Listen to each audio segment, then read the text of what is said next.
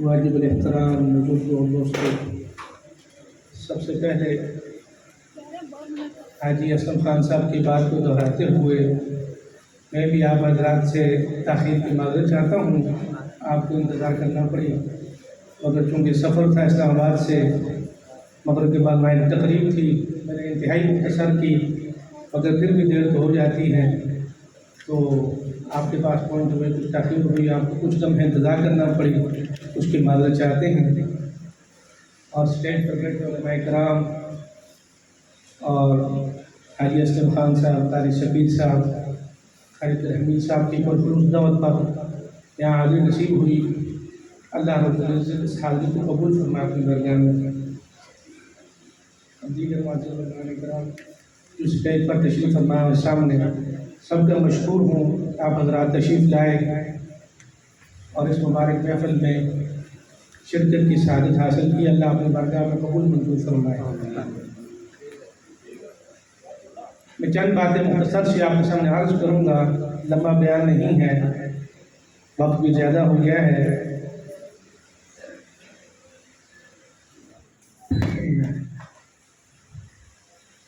ابھی کچھ وقت پہلے ہم رمضان کے آمد کی انتظار کر رہے تھے،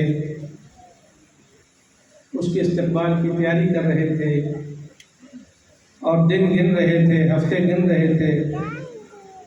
کہ ایک ہفتہ باقی رہ گیا ہے، 10 دن باقی رہ گئے ہیں، اللہ کا عظیم مہمان یہ آنے والا ہے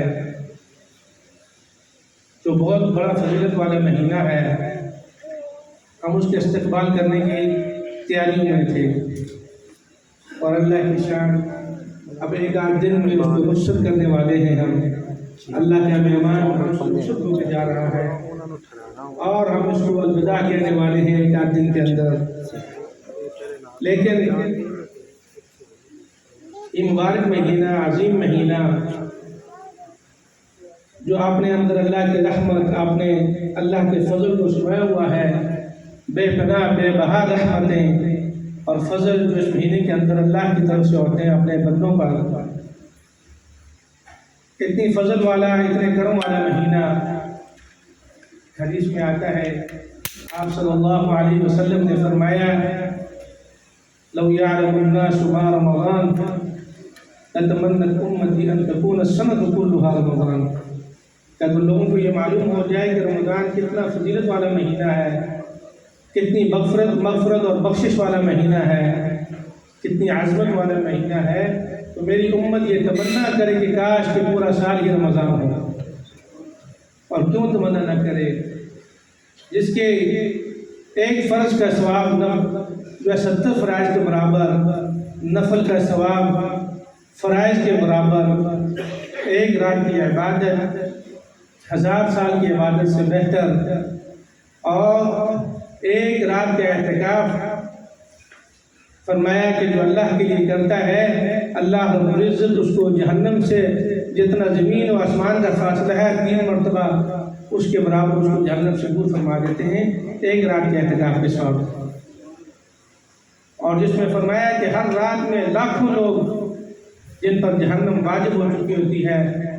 اللہ رب العزت اپنے خصوصی فضل و کرم سے ان کو جہنم سے آزاد فرما کے جنت کا پروانہ دیتے ہیں۔ اور پھر آخری رات جس کو لیلۃ الجائزہ کہا جاتا ہے، فرمایا کہ اس رات کے اندر پورے رمضان میں جتنی تعداد میں جہنم سے لوگوں کو آزاد کیا گیا ہے، اس ایک رات میں اللہ رب العزت اس تعداد کے برابر سب کو جہنم سے آزاد فرماتے ہیں۔ کتنی مبارک رات ہے! اس کی یہ فضیلتیں، اس کے یہ مناقب جب ہم سنتے ہیں، واقعی ہی دل چاہتا ہے کہ پورا سال اللہ کی رحمت اسی طرح ہم پہ برستی رہے، اللہ کا فضل اس طرح ہم پہ برستا رہے، اور اللہ رب العزت کا فضل ہمیں یوں ہی میسر عطا ہوتا رہے۔ مگر ہم اس کو رخصت کرنے والے ہیں، تو ہم نے یہ سوچنا ہے، 2-3 باتیں عرض کروں گا کہ جہاں رمضان مبارک کے اندر ہمیں اللہ رب العزت نے اس کا موقع میسر کیا کہ ہم نے روزے رکھے، تراویحیں پڑھی، لیکن حدیث میں 2 طرح کے لوگ آتے ہیں،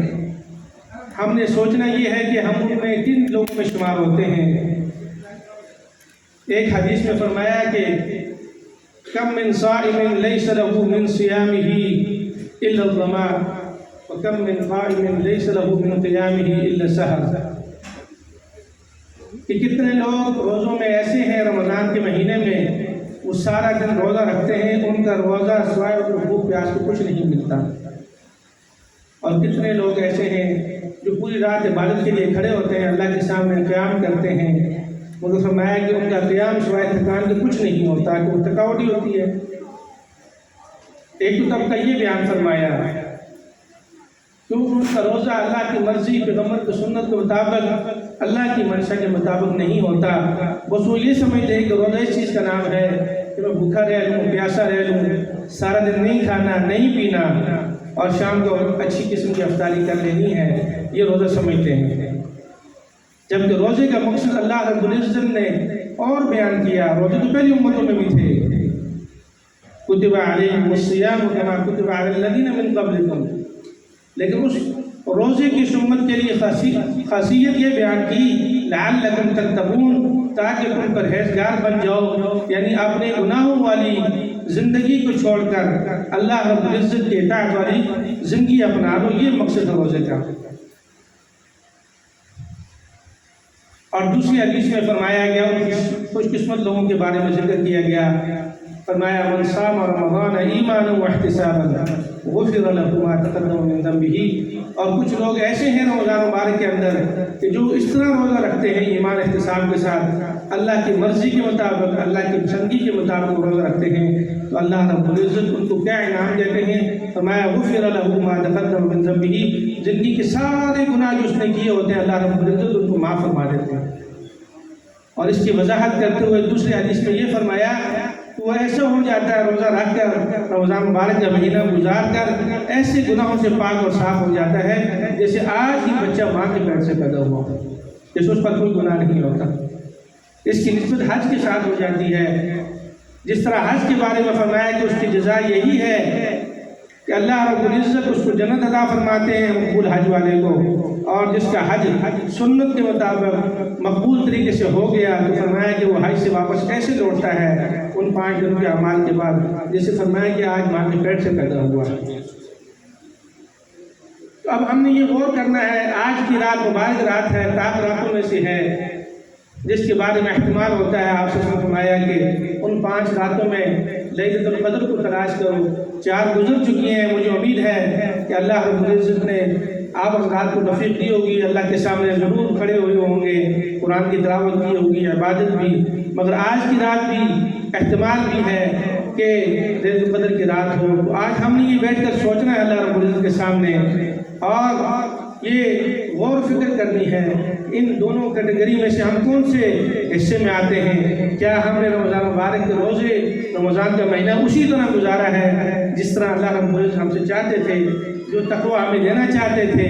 جس کے لیے انہوں نے یہ روزے لازم کیے تھے، کیا ہم نے ایمان احتساب کے ساتھ یہ رمضان مبارک گزارا ہے، یا کہیں ان لوگوں میں ہیں جو راتوں کو کھڑے ہوتے ہیں اور سارا دن روزہ رکھتے ہیں، ان کا روزہ اللہ کے یہاں کسی معنی میں نہیں آتا،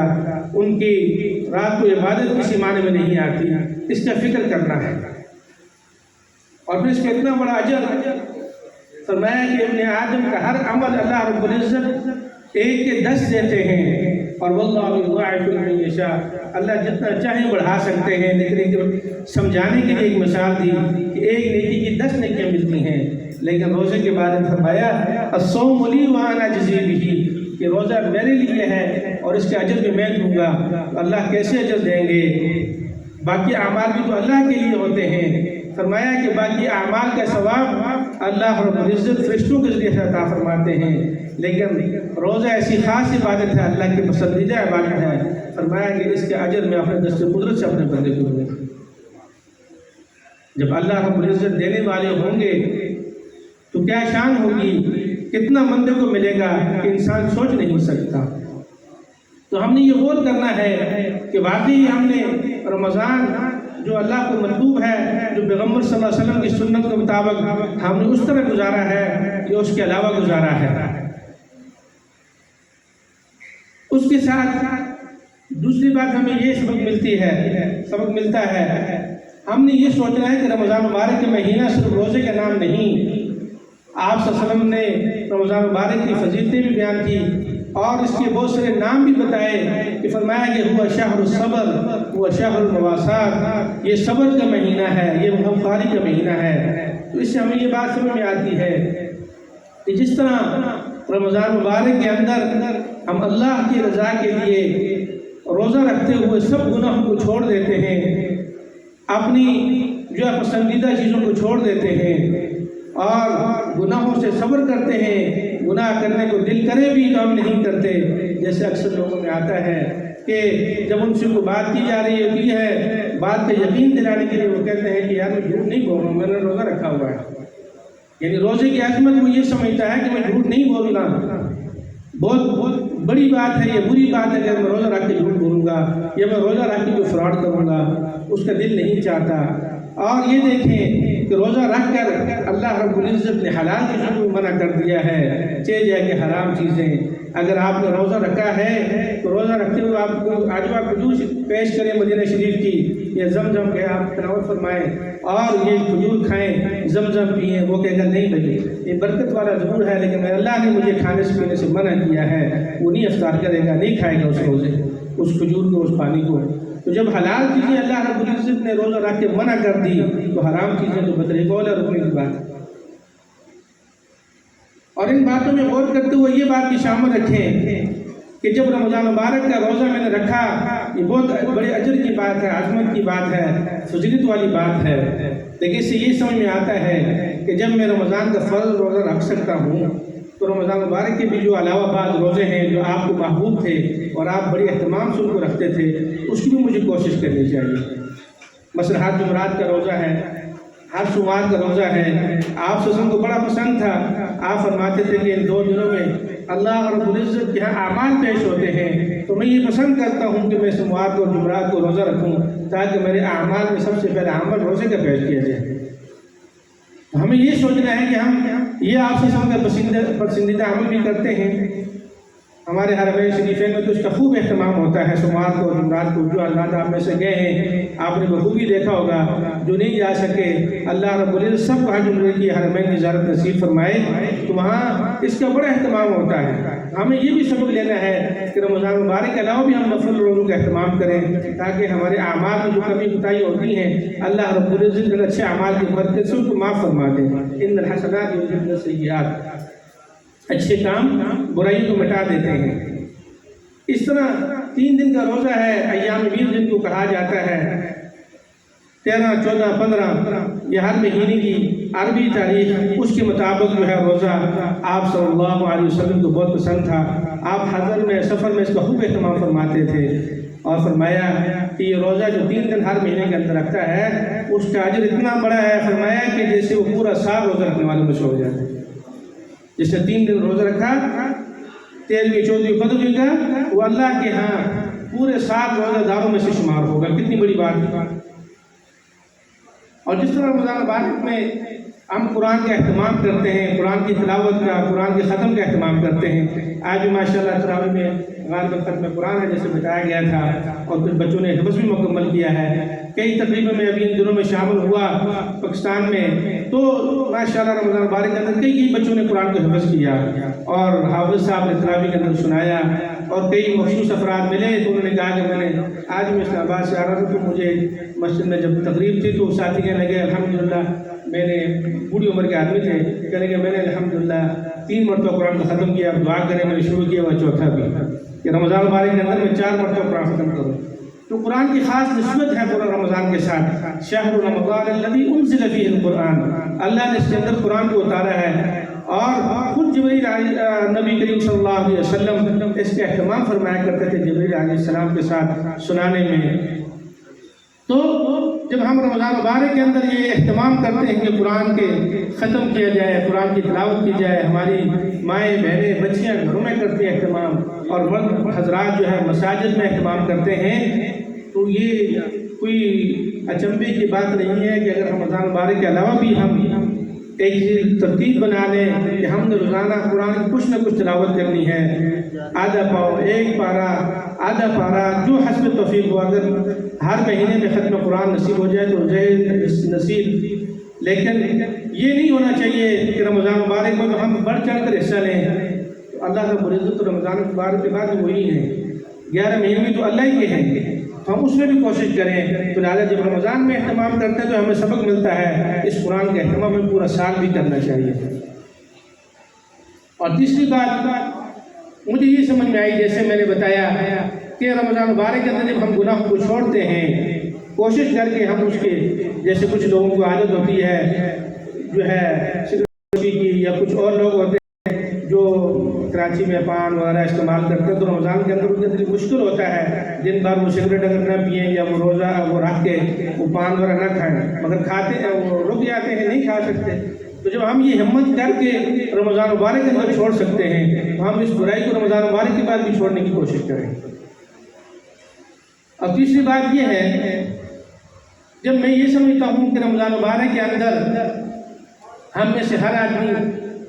صاحب حیثیت ہو یا کمزور حیثیت ہو، یہ کوشش کرتا ہے کہ میں خوبصورت کے اخراج کروں،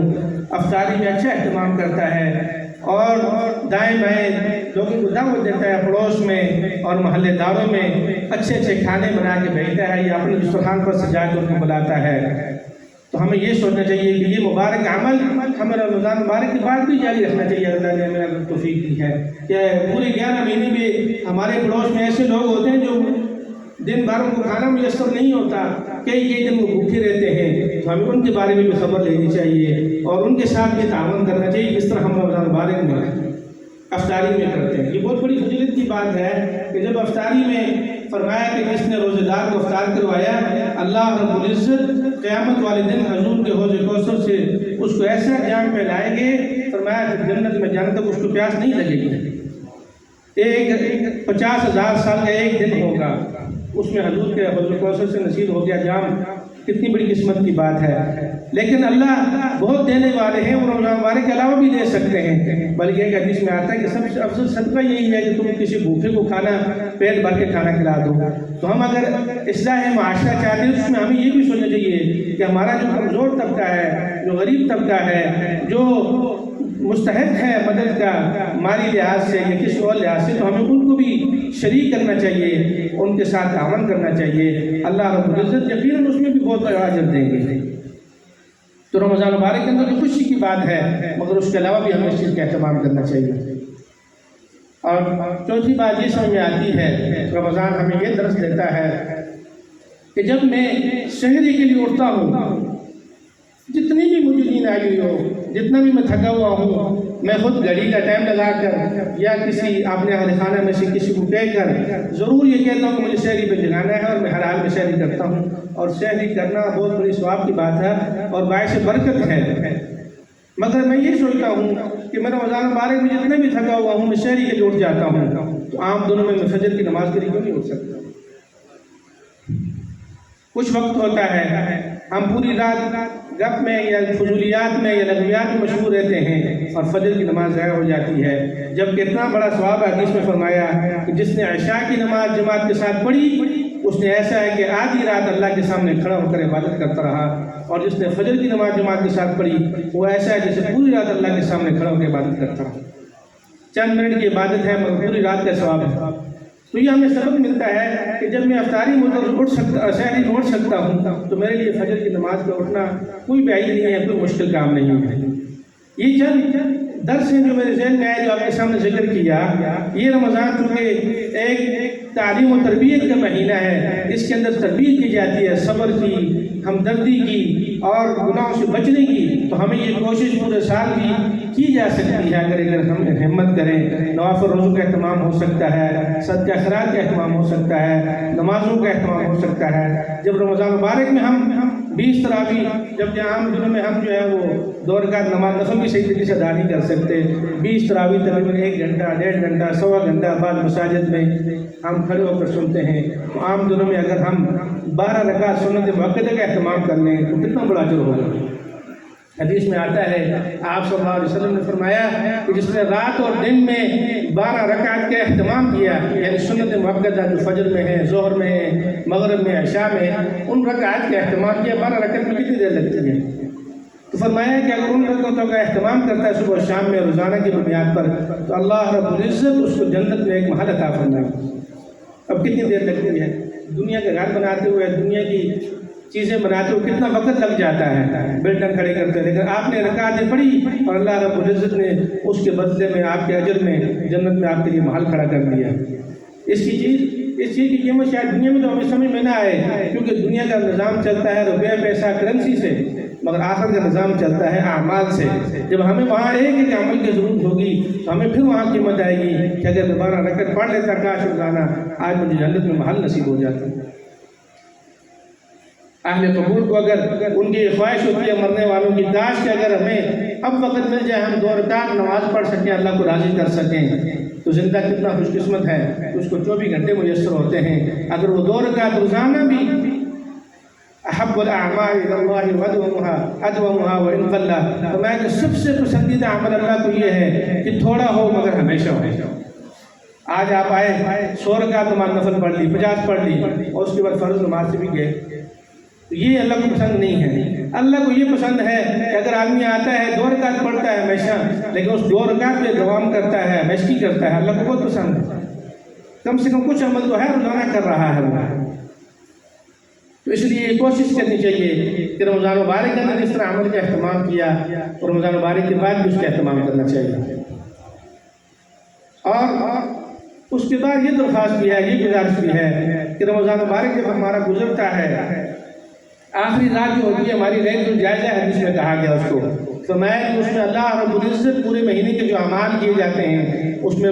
مثال دے کر سمجھایا، جیسے مزدور مزدوری کرتا ہے، اس کو شام کو اجرت ملتی ہے، اجرت کا وقت ہوتا ہے، اگر وہ اجرت میں موجود نہ ہو، دائیں بائیں ہو جائے، اس کو اجرت ضائع چلی جائے گی، سارے دن کی محنت ضائع چلی جائے گی۔ فرمایا لیلۃ الجائزہ بھی ایسا ہے، عید کی رات، تو اس کے اندر اللہ رب العزت اس مزدور کو اپنی مزدوری دیتے ہیں، اس کام کرنے والے کو اس کا اجر دیتے ہیں، مگر افسوس کے ساتھ ہم وہ رات بازاروں کو بنا دیتے ہیں، گپوں میں گزار دیتے ہیں، فضولیات میں لغویات میں گزار دیتے ہیں، اور ہمارا اجر ضائع ہو جاتا ہے، اور پھر ہم یہ کہتے ہیں کہ روزہ تو ہم نے رکھا ہے، ہمیں کوئی تقویٰ حاصل نہیں ہوا، کوئی چیز حاصل نہیں ہوئی۔ بھائی جب تو آپ کو اجر ملنا تھا، تو آپ کو وہ انعام ملنا تھا، آپ نے وہ ضائع کر دیا، تو کیسے آپ کے اندر تبدیلی آئے گی؟ تو ہماری مائیں بہنیں، ہمارے نوجوان، بڑے بوڑھے، حتیٰ کہ اعتکاف والے بھی انتظار میں ہوتے ہیں، بستر لپیٹ کر، چادر لپیٹ کر، اگر 10 دن آپ بیٹھ رہے ہو کوئی تکلیف نہیں ہوئی، تو 2 گھنٹے زیادہ بیٹھ کے کیا مشکل ہو جائے گی۔ انتظار میں ہوتے ہیں بس کوئی اعلان کرے کہ چاند نظر آ گیا ہے، بستر اٹھایا ہو، 10 دن کی نیکی بھی جائے، گھر میں جا کر جو ہے فضولیات میں۔ تو کوشش یہ کریں کہ رمضان مبارک کے بعد بھی ہم اچھے اعمال کی کوشش کرتے رہیں، اچھے اعمال کا اہتمام کرتے رہیں۔ اسی طرح قرآن کی تلاوت ہو، ہماری مسجدیں جس طرح رمضان مبارک میں آباد ہوتی ہیں، نمازوں میں، تراویح میں، تو رمضان مبارک کے بعد بھی آباد ہونی چاہیے۔ ہم زیادہ نہ کر سکیں، فرائض نماز، سنت مؤکدہ پڑھ لیا کریں، قرآن کی تلاوت کا کچھ نہ کچھ ایسا اہتمام کر لیا جائے۔ ہمارے ہاں مدینہ منورہ میں ایسے لوگ بھی ہیں، بڑی عمر میں انہوں نے حفظ کیا، اور اللہ کی توفیق سے بڑے قصے ہیں، مختصر میں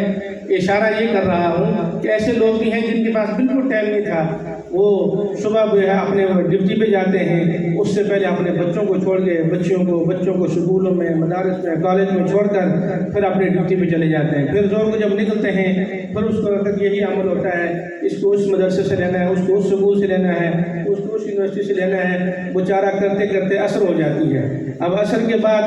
پھر کچھ بچے مدرسوں میں جاتے ہیں، تحفیظ میں جا رہے ہیں، وہاں الحمدللہ ماحول قرآن کا اہتمام ہے، تو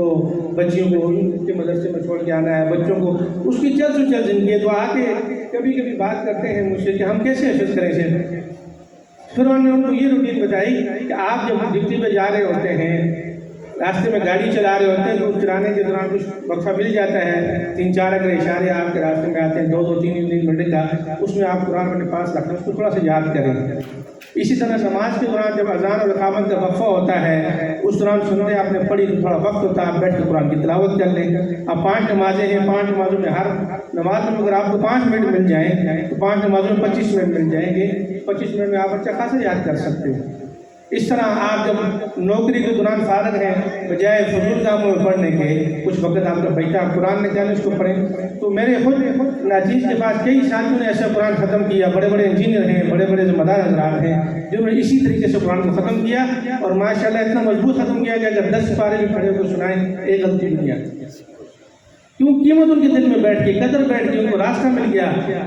سب مصروفیت کے باوجود بھی انہوں نے اس کا اہتمام کر لیا۔ تو ہم کوشش کریں، کتنی بڑی عجب کی بات ہے کہ اگر جیسے ابھی فرمایا کہ ایک بچہ اگر قرآن کا حافظ بنتا ہے، جیسے حدیث صاحب نے ذکر فرمایا ماشاءاللہ اللہ ان کو نظر بد سے بچائے اور مزید ان کو اور ہم سب حضرات کو ہماری اولادوں کو ترقیاں دے اور دین کے ساتھ جوڑے۔ یہ خوش قسمتی کی بات ہے حاجی صاحب کے لیے بھی اور اہل محلہ کے لیے بھی کہ 5 دستوں میں ماشاءاللہ 30-35 سال بتا رہے ہیں کہ قرآن کے حافظ ہے۔ کتنی بڑی بات ہے۔ ایک حافظ جو ہے فرمایا اپنے والدین کو ایسا تاج پہنائے گا قیامت والے دن جس کی روشنی سورج کی روشنی سے افضل ہوگی، اعلیٰ ہوگی۔ آپ صرف یہ سنتے رہتے ہیں، لیکن یہ سوچیں کہ قیامت والے دن نفسی نے عالم ہوگا نفسی کا، اللہ رب العزت اس حافظ کے والدین کو یہ تاج پہنا رہے ہوں گے اور اس کو اکرام کر رہے ہوں گے، اعزاز کر رہے ہوں گے۔ کتنی بڑی خوش قسمتی کی بات ہوگی۔ آج اگر ہم یہاں ایک شیٹ لیتے ہیں کسی بڑے ذمہ دار آدمی سے، کسی عہدیدار سے، تو ہم کتنا خوش ہوتے ہیں جب اللہ رب العزت جو بادشاہوں کا بادشاہ اور بڑوں کا بڑا وہ اگر اس انسان کے اکرام کر رہا ہو تو کتنی خوش قسمتی کی بات ہوگی۔ اور پھر ہم میں سے ہر آدمی چاہتا ہے کہ ہماری مغفرت ہو، ہم جنت میں جائیں، جہنم میں تو کوئی بھی نہیں جانا چاہتا۔ اگر ہمارے اعمال نہیں ہیں، جیسے بھی حدیث میں ذکر کیا بھی اپنے بہن بھائی میں سے کسی کو اپنی اولاد نہیں ہے، تو دوسرے حدیث میں آپ صلی اللہ علیہ وسلم نے امت پر کتنی آسانی فرمائی۔ صلی اللہ علیہ وسلم فرمایا کہ جس نے بچے نے قرآن حفظ کر لیا اس کے ماں باپ کو جو درجات ملیں گے تاج پہنایا جائے گا، خود اس کا جو اکرام ہوگا وہ اتنا ہے، فرمایا کہ پڑھتا جا اور اللہ کی درجات پہ چڑھتا جا، جہاں تیرا آخری حرف ہوگا وہاں تک تیرے جنت کے درجات ہوں گے۔ یہ باتیں دنیا میں سمجھ آنے والی نہیں ہوتی، یہ جب قیامت میں ہم جائیں گے اللہ کے حضور اور جب اللہ ہمیں انعام عطا فرمائیں گے، ہم اس وقت سمجھ آئے گی جنت کے کتنے بڑے درجات ہیں۔ ہم بس بات سنتے اور سمجھتے ہیں اور ختم ہو جاتی ہے۔ کچھ دن پہلے میں لاہور میں ایک پروگرام میں تھا تو کچھ ذمہ دار حضرات وہاں آئے، ڈاکٹر تھے، اسپتال کی بھی بات چلی جنت کی، تو کچھ کہہ رہا تھا کہ اتنی ہو رہی ہوگی، کچھ کہتے جی ایسے ہوگا، کچھ ایسے کیسے ہو سکتا ہے جی، کچھ ایسی باتیں کچھ ایسی باتیں۔ تو میں نے کہا یہ دنیا کی بات ہے، یہ جنت کی باتیں دنیا میں سمجھ میں آنے والی نہیں ہیں۔ پہلے دعا یہ کرو کہ ایمان سے عافیت سے جنت میں چلے جائیں، پھر سب چیزوں کا یقین آ جائے گا کہ یہ آنکھوں سے دیکھ لیں گے۔ جس طرح بچہ دنیا میں آنے سے پہلے اس کو اگر بتایا جائے کہ تم جاؤ گے وہاں پر ایک میرج حال ہوگا، اتنے لوگ بیٹھے ہوں گے اور یہ ہوگا وہ ہوگا، وہ یقین نہیں کر پائے گا یہ کیسے ہے، وہ تو جو اس کی دنیا ایک ماں کا پیٹ ہے، محدود سی دنیا، محدود سی سوچ ہے۔ تو میں نے کہا کہ آپ یہ دعا کریں گے جب جنت میں پہنچ جائیں گے یہ سب چیزیں آپ کو سمجھ میں آ جائیں گی، گروہوں کا بھی سمجھ میں آ جائے گا، اللہ کے دیدار بھی سمجھ میں آ جائے گا۔ بعض لوگ ہوتے ہیں ان کو سمجھ میں نہیں آتی، تو یہ وہاں پر ہمیں قیمت میں معلوم ہوگی۔ تو آپ صلی اللہ علیہ وسلم فرمایا کہ جس نے حفظ کر لیا، اپنے بچے کو حافظ قرآن بنا لیا۔ ایک حافظ قرآن صرف اپنے والدین کے لیے شفاعت کا ذریعہ نجات کا ذریعہ نہیں بنے گا، بلکہ آپ نے اہل خانہ میں سے 10 آدمی کی سفارش کریں۔ اگر میرا بیٹا ہے، میرا بھائی ہے، میرا بھتیجا ہے، میرا بھانجا ہے، میرا کوئی اور عزیز ہے، میں اس کے ساتھ اہتمام کرتا ہوں، اس کے ساتھ تعاون کرتا ہوں، قرآن کا حافظ بن جاتا ہے، تو مجھے اللہ سے امید رکھنی چاہیے کہ میرا ضرور میری سفارش کرے گا، کیونکہ قرآن خود بھی سفارش کرتا ہے۔ حدیث میں فرمایا کہ قرآن اور رمضان دونوں اپنے چاہنے والوں کی سفارش کرتے ہیں، حتیٰ کہ اللہ رب العزت سے جھگڑا کر کے اس کو جنت میں لے جاتے ہیں۔ تو بچہ بھی سفارش کر کے اپنے ان کے اہل خانہ میں سے 10 لوگوں کو جنت میں لے جائے گا۔ کیا ہم میں سے ہر آدمی کی تمنا نہیں ہو سکتی کہ میں خود تو حافظ بن نہیں سکا، کم سے کم میں اپنے بچے کو حافظ بنا لوں، بعد میں بشک دینی تعلیم دنیا کی تعلیم حاصل کریں، اگر اس کو موقع میسر ہوتے ہیں عالم بنے، مفتی بنے، اگر نہیں میسر آپ اس کو دوسری طرف لگانا چاہتے ہیں تو کم سے کم قرآن کو ساری زندگی وہ تھامے رکھے گا اور اس کو غلطیوں سے بچتا رہے گا، قرآن اس کو غلطیوں سے بچاتا رہے گا اور آپ کے لیے سفارش کے ذریعے بھی بنے گا۔ تو ہمیں یہ بھی کوشش کرنی چاہیے کہ قرآن کا اہتمام کریں، اور قرآن میں فرمایا کہ وَلَقَدْ يَسَّرْنَا الْقُرْآنَ لِلذِّكْرِ فَهَلْ مِن مُدَّكِرٍ، قرآن کو ہم نے یاد کرنے کے لیے آسان کر دیا۔ تو اس ذکر کے 2 معنی مفسرین نے بیان کیے، ایک فرمایا کہ قرآن کریم کو حفظ کرنے کے لیے آسان کر دیا۔ ابھی دیکھیں چھوٹے چھوٹے بچے ہوتے ہیں، اتنی جلدی قرآن حفظ کر لیتے ہیں، 6 مہینے میں بعضوں کا ریکارڈ ہے، بعضوں سال کے اندر چھوٹے چھوٹے بچے قرآن کا حفظ کر رہے ہیں۔ یہ تو کوئی بڑا معجزہ نہ ہوا، چھوٹے بچے تو ذہین ہوتے ہیں۔ 70-80 سال کے بچے ہمارے یہاں پر پاکستان میں بھی ہوں گے، سعودی عرب میں کئی خواتین حضرات نے ریٹائر ہونے کے بعد اللہ کی طرف سے ان کو ایک شوق میسر ہوا اور جو ہے توفیق میسر ہوئی، انہوں نے حفظ کیا اور امتحان میں فرسٹ آئے، قرآن حفظ کر لیا۔ تو اللہ نے کہا کہ اس کو یاد کرنے کے لیے ہم نے آسان کر دیا ہے، کوئی مشکل نہیں ہوتا۔ ایک بچہ جو ایک صفحہ کسی دنیاوی چیز کا یاد نہیں کر سکتا، دینی کتاب کا یاد نہیں کر سکتا، وہ پورے قرآن کا اکبر سنا دیتا ہے۔ اور دوسرا فرمایا کہ اس قرآن کو سمجھنے کے لیے ہم نے آسان کر دیا کہ جو بھی اس کو سمجھنا چاہے، اللہ کے توحید کو، اللہ کی عظمت کو، قیامت کو، آخرت کو، نبی صلی اللہ علیہ وسلم کی زندگی کو، جو بھی چیز سمجھنا چاہے انسان، اللہ رب العزت قرآن کے ذریعے سے اسے آسان کر دیتے ہیں، کوئی مشکل نہیں ہوتی۔ صرف ہم سیکھنے میں کوشش نہیں کرتے، سیکھنے کی ہمت نہیں کرتے۔ اگر اس کو سیکھیں، اس کے ساتھ جڑیں تو بڑی نعمت ہو جاتی ہے۔ اور یہ ایک فقط کتاب ہے جس کو اللہ رب العزت نے پیدا کیا، اس کی حفاظت کا ذمہ بھی اٹھایا۔ ایک واقعہ سنا کر ختم کرتا ہوں، سنا ہوگا آپ حضرات نے پہلے بھی، لیکن یاد دہانی کے لیے آپ نے بھی اور آپ حضرات کی بھی، وَذَكِّرْ فَإِنَّ الذِّكْرَىٰ تَنفَعُ الْمُؤْمِنِينَ۔ آپ نے فرمایا، اللہ رب العزت نے آپ سے فرمایا کہ ان کو نصیحت فرمائیے کہ نصیحت مومنین کو فائدہ دیتی ہے۔ ہندوستان میں پہلے جو ہے ابھی تک انگریزوں کی حکومت تھی، ملک آزاد نہیں ہوا تھا، تو ایک مدرسے میں انگریزوں نے تاریخ چلائی کہ بھائی اس قرآن کو ختم کیا جائے، یہ قرآن لوگوں کی اصلاح کرتا ہے، لوگوں کو دین کی طرف لاتا ہے، اس کتاب کو ختم کر دیا جائے کیونکہ اپنی کتاب تو ختم ہو چکی تھی، محفوظ نہیں رہی۔ تو فرمایا کہ مدرسے کے اندر آئے، انہوں نے قرآن اٹھائے اور بچے پڑھ رہے تھے، قرآن حفظ کر رہے تھے، چھوٹے بچے استاد بیٹھے ہوئے تھے، اٹھائے اور ان کو اٹھا کے پھینکا اور جلا دیا۔ چلو کتاب جل جائے گی تو باقی نہیں رہے گا،